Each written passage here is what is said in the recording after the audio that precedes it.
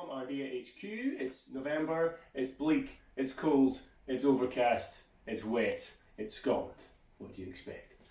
But as unpleasant as it may be, we're going to combat that with our new tea of the month. It's Lapsang Souchong for November. And of course, who doesn't know Lapsang Souchong, right? It's famous, it's on the supermarket shelves.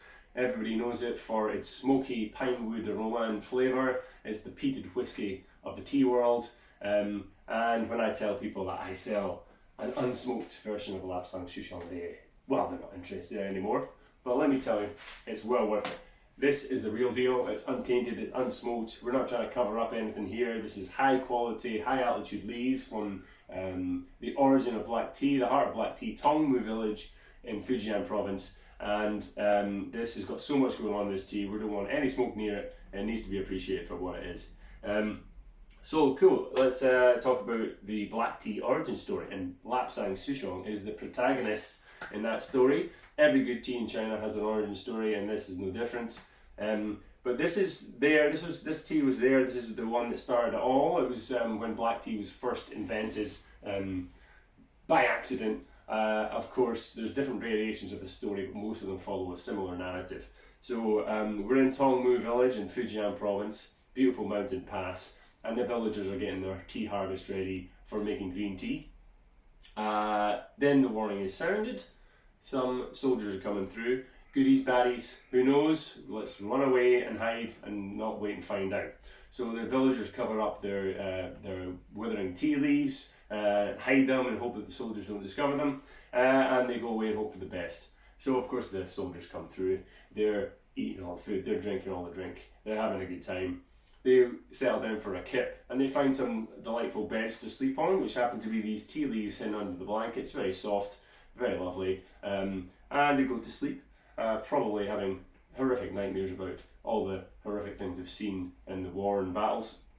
And they're rolling around through the night, and of course they get up and they leave. But they've ruined the green tea, okay? I mean, the oxidation process has been begun, they've bruised the leaves, and they've gone from green to black. So when the villagers come back, the tea is ruined. You know, there's no more green tea, what a waste. But one enterprising villager decides, we're not going to waste this, we need the cash.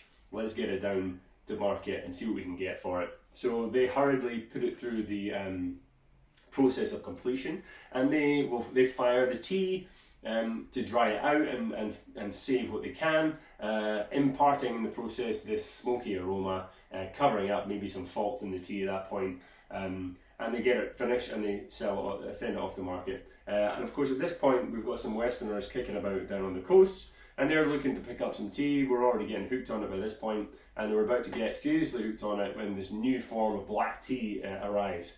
So the Westerners pick this up, they love it, they love the taste, they want all of it, they take the whole batch, they get a good price, sells for a great price, and the marketers go back and they say, you know, this tea's all gone, we need more of it. So black tea is born, and the demand for it is there, or like that already.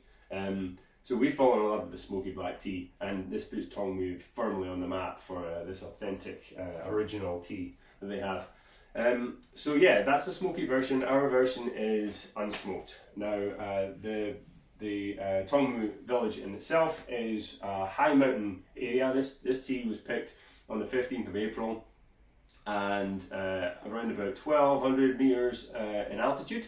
So a little bit later in the year, because of that slower growing process with the high altitude, you know, they have to pick it a little bit later. But the cultivar that we use here for this one is a Qizhong. So it's a very famous cultivar, well known in this particular area.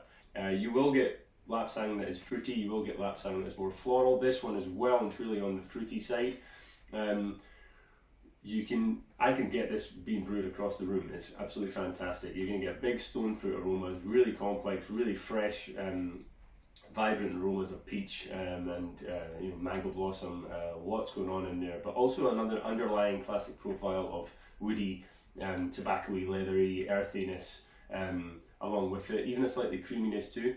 So unable to control myself, I've already kicked into this tea. We're going to keep brewing it a little bit gong fu style and see what we can get out of it. And the dry leaves, you're going to get those fresh stone fruit aromas, big time, really pungent. Once we wet the leaves, we immediately get a change, and we're going to get some smokiness coming out. We're going to get a little bit of minerality. So the complexity is already starting to develop as we add the water and start to rehydrate and bring it to life. So yeah, minerality, we're getting earthiness, we're getting tobacco-y, leathery, wet, woody, volcanic type rock, wet rock, really coming into its own. And as we brew, we're going to see more and more come out. Now, what I love about this tea is its versatility. So the leaves are really good quality, so you're going to be able to brew this gong fu style. You're going to be able to do multiple steeps. There's no bitterness involved at all. You tend to find that with high altitude, high quality tea leaves. Bitterness is practically non-existent.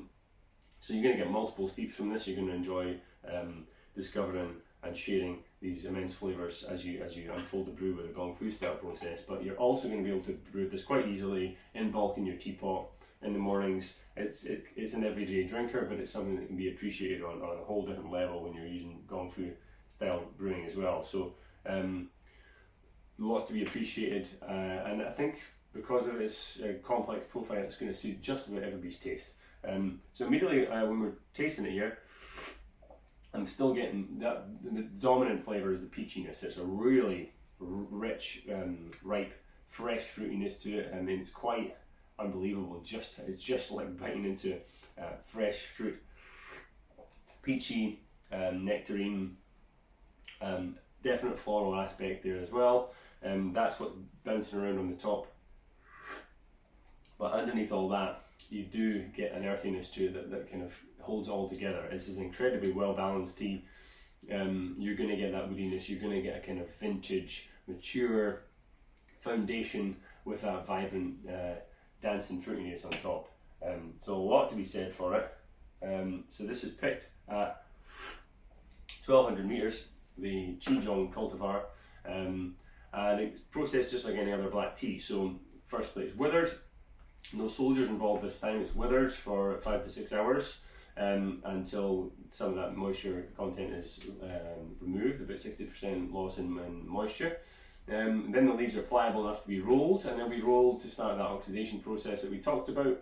And then the oxidation will last between 8 to 12 hours, depending on ambient temperature in the area, until the leaves are completely fully oxidized. This one, we're looking at 3 leaves, the picking standard. You will see the occasional little bud in there, a little golden fleck of bud in there as well. But it's mainly 3 leaves, two larger and 1 smaller. And yeah, so the oxidation process is completed and it's pretty much ready. There's an optional firing stage there if necessary, if the tea needs it to affect those aromas a little bit more and try and draw out certain things. It can be fired, and of course if you're making smoky Lapsang Souchong, we're going to be pine smoking it for some time after that, but this variety we're not going to be doing that. So you'll see it's a black tea, but there's no hint of blackness there. It's not even got that red tint that some teas will have. It's more of a kind of burnt amber, rusty amber kind of colour. So don't expect anything too dark when you're brewing it. You can oversteep it if you like. If it happens to be that way, then fair enough. But you're not going to get any bitterness off it. But start light and work your way up. Just off the boil, your water is going to be, and it's going to unlock all those flavours. So beautiful tea, great everyday drinker, great for every scenario. In particular, these delightful wet, cold days in autumn. But yeah, something to be appreciated and shared out with your friends whenever you get the opportunity. So yeah, go on the website, 25% off at the moment. We're giving away 25% off for this tea until the end of the month. So go away and snap it up, and hopefully in the new year we will be able to get the new batch of Lapsang. We'll be able to do a couple of different varieties. We'll have that floral, we'll have that fruity cultivars, and we're going to maybe even get some smoked stuff in there, and then we'll come back and do a big full comparison of all the different types of Lapsang you can get. So go away and appreciate it and share it with your friends. Take some time to yourself, combat those horrible, delightful autumn days. Look from the comfort of your home out the window with a cup of tea in your hand. Admire the leaves, admire the flavour. Enjoy.